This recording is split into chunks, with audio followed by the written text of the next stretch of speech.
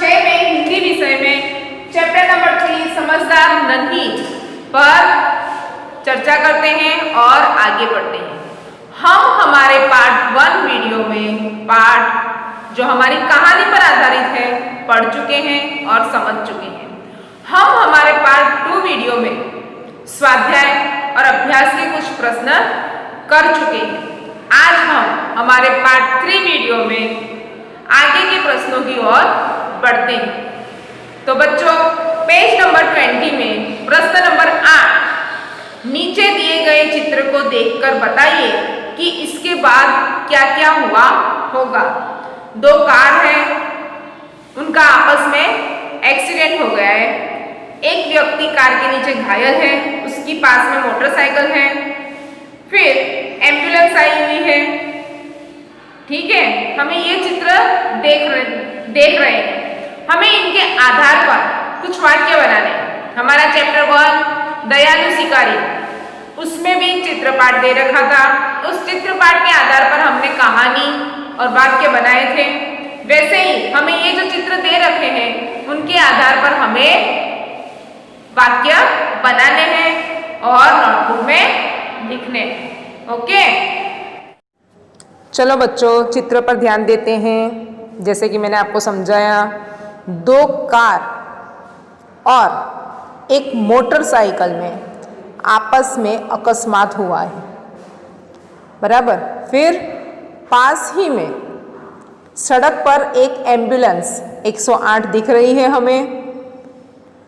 दुर्घटना में जो व्यक्ति घायल हुआ है उसे एम्बुलेंस द्वारा अस्पताल ले जाने की तैयारी हो रही है। दिख रहा है आपको? ठीक है। फिर कार में आग लगी हुई है,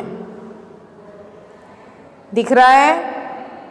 कार में आग जो लगी हुई है उसे बुझाने के लिए अग्निशमक को बुलाया गया है।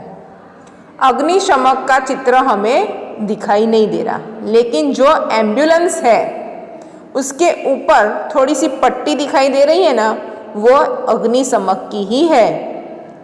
ठीक है। फिर अभी पुलिस को भी फोन किया ही होगा और जो अकस्मात हुआ है उसके बारे में पुलिस कार्यवाही कर रही होगी। ये हमने अपनी तरफ से जोड़ दिया है। ठीक है। चलो बच्चों, पेज नंबर 21 प्रश्न नंबर 9, निम्नलिखित वाक्यों में उचित विराम चिन्ह का प्रयोग करके वाक्य फिर से लिखिए। आपको वाक्य दे रखे हैं, वो वाक्य ऐसे ही लिखे हुए हैं, उनमें कोई फुल स्टॉप नहीं है, कहाँ अल्प विराम नहीं है, कोई विराम चिन्ह का प्रयोग किया हुआ नहीं है।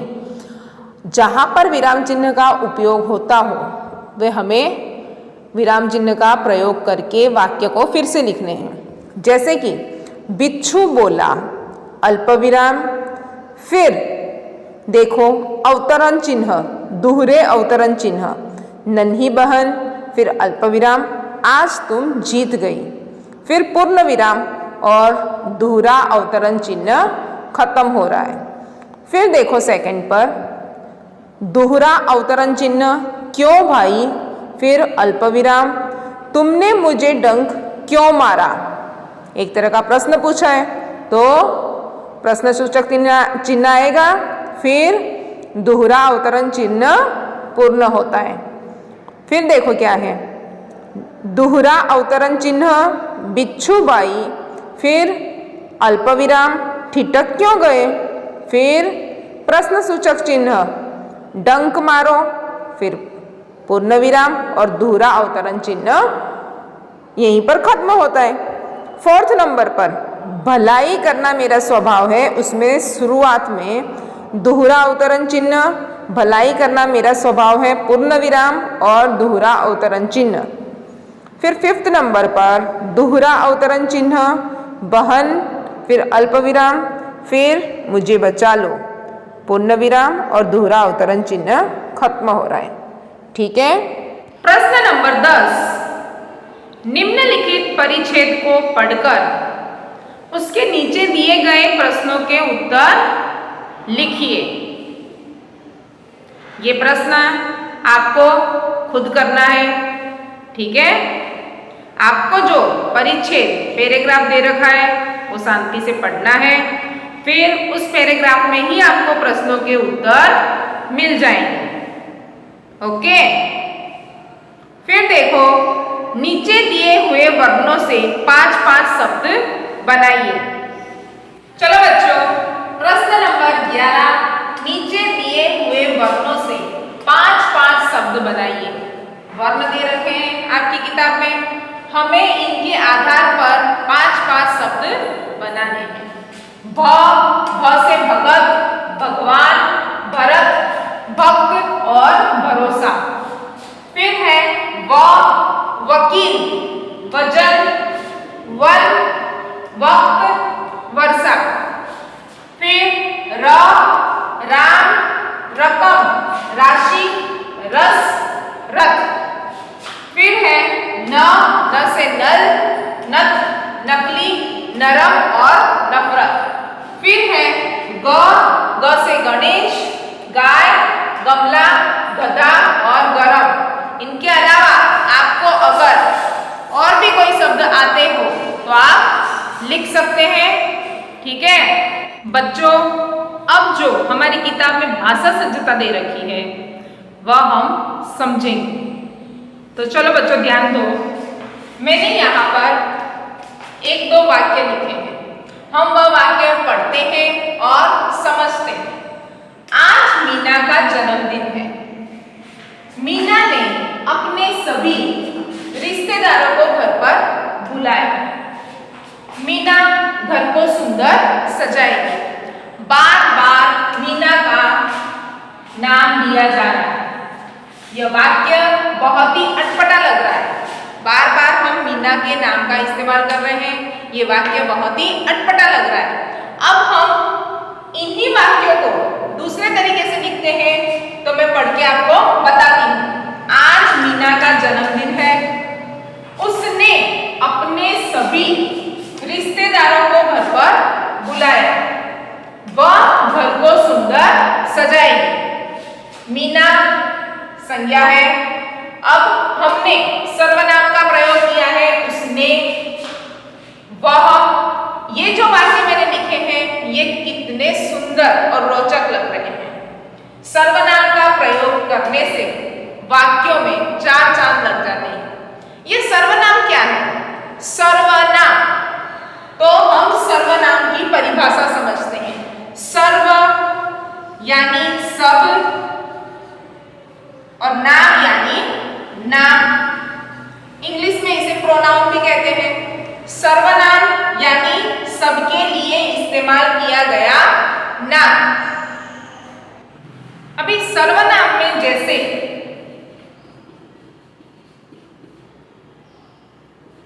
हम, मैं, तुम, आप।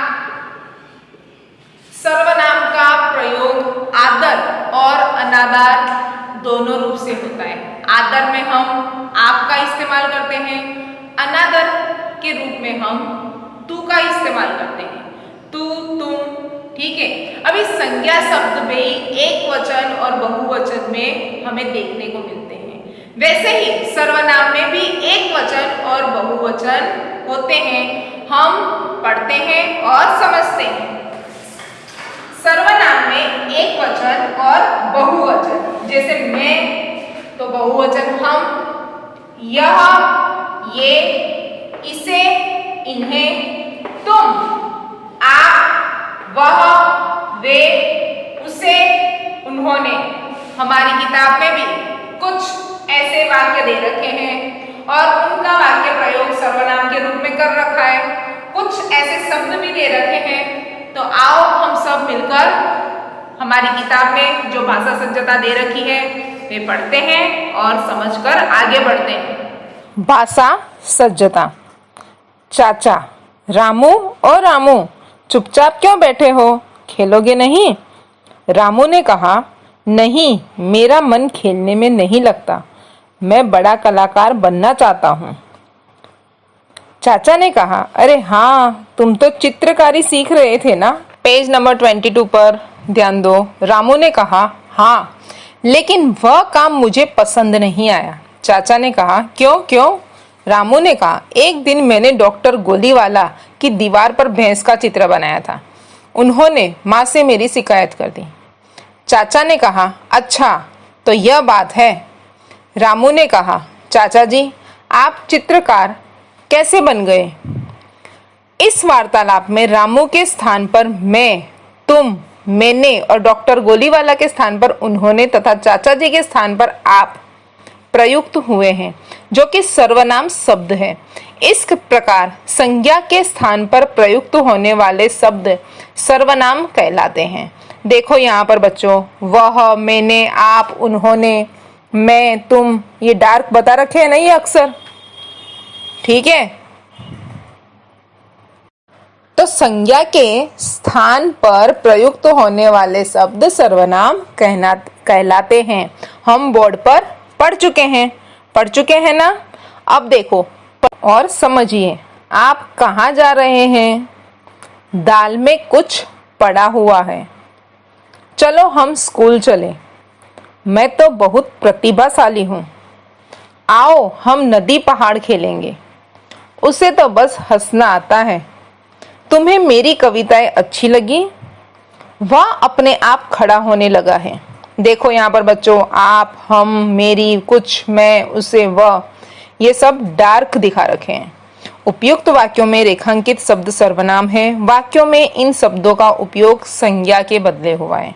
सर्वनाम के रूप में प्रयुक्त होने वाले शब्द मैं, हम, मेरा, हमारा, मुझे, हमें, मुझमें, मुझसे, मेरे लिए, हमसे, हमारे लिए, तू, तुम, तुम्हारा, आप, आपका, आपसे, आपको, तुम्हें, तुम्हारी, तुम्हारे, तेरे, तुझे, वह, वे, उसे, उनका, उन्हें, उनसे, उसकी, उसका, उससे, उनकी, उनके, यह, ये, इसे, इसको, इन्हें, इनका, इनसे, इनके लिए, कौन, किसने, कुछ, कोई, किसी, कब, कैसे, किसको, किससे, क्या, जैसा, वैसा, स्वयं, आप, खुद, स्वतः, ये सारे सर्वनाम लिखे हुए हैं।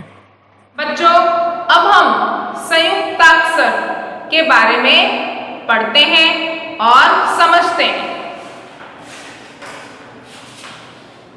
दो या दो से अधिक व्यंजनों के मेल से बनते हैं।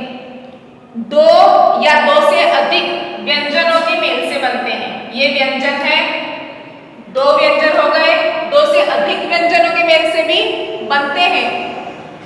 जो शब्द बनते हैं उन्हें संयुक्ताक्षर कहते हैं। जैसे कि श, क, नीचे हल प्लस स, कक्ष, समक्ष, त्र, त, नीचे हल प्लस र, पत्र और मित्र। ये है य।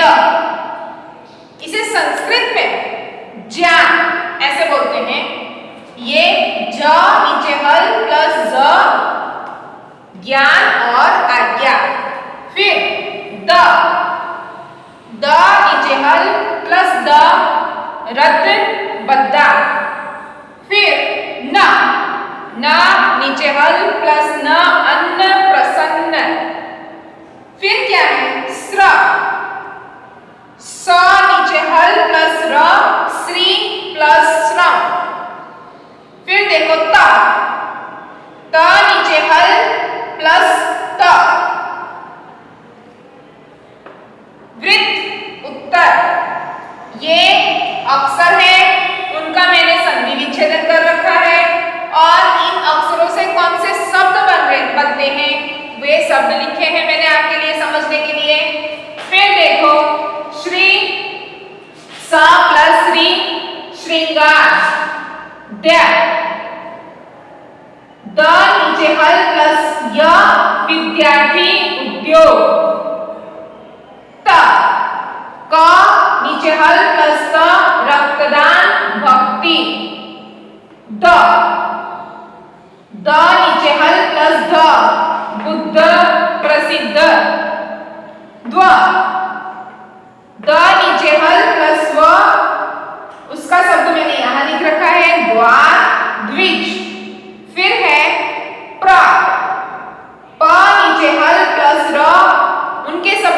होते हैं प्रमोद, प्रवीण। इनके अलावा हमारी जो किताब में संयुक्त अक्षर दे रखे हैं वे हम पढ़ते हैं और समझते हैं। बच्चों, संयुक्ताक्षर किसे कहते हैं हम बोर्ड पर पढ़ चुके हैं और समझ चुके हैं। अब हम हमारी किताब में 23 पेज नंबर पर जो दे रखा है वो पढ़ेंगे और समझेंगे। इतना जानिए। कुछ संयुक्ताक्षर ऐसे हैं जिनका विश्लेषण हम कभी कभार गलत करते हैं, जैसे सिद्ध में द और ध जुड़े हैं, फिर भी हम दूरा ध समझते हैं। ऐसी गलती दूर करने शुद्ध उच्चारण एवं शुद्ध लेखन हेतु यहाँ ऐसे संयुक्ताक्षर दिए गए हैं जिनका अध्ययन कीजिए। उदाहरण के अनुसार अन्य शब्द अपनी किताब में से ढूंढकर लिखिए। ये जो एक्सरसाइज है, उदाहरण के अनुसार अन्य शब्द अपनी किताब में से ढूंढकर लिखिए। किताब यानी कि कोई एक चैप्टर नहीं, पूरी किताब में से आपको ऐसे संयुक्ताक्षर शब्द ढूंढने हैं और आपको खुद लिखने हैं। यह एक्सरसाइज आपको खुद करनी है, ठीक है। अब मैं जो नीचे दे रखा है वो पढ़ती हूँ। क प्लस स, श कक्षा क्षमा। ज प्लस ज, ज्ञ ज्ञान विज्ञान। क प्लस र, क्र क्रम क्रिया। द प्लस व, ध्व विद्वान द्वार। द प्लस द, तद्दन राजगद्दी। ह प्लस य बाह्य सय। इन क ज क द ह इनकी नीचे हल है। फिर क प्लस र प्लस म कर्म। स की नीचे देखो हल प्लस च आश्चर्य पश्चात। ये जो नीचे लाइन खींच रखी है स के नीचे, इसे हल कहते हैं। स प्लस र श्रवण श्रेष्ठ। त प्लस र त्रस्त त्रिभुज। ट प्लस र राष्ट्र ट्रक। द प्लस ध युद्ध प्रसिद्ध। द प्लस म पद्म छद्म। ये जो नीचे हल है ये बार बार मैं नहीं बोल रही हूँ, आप ये खुद समझ लेना। ह प्लस री हृदय अपहत। क प्लस र प्लस म कर्म। ध प्लस र प्लस म धर्म। ठीक बच्चों, हमारा चैप्टर 3 समझदार नन्ही का वीडियो यहीं पर खत्म होता है।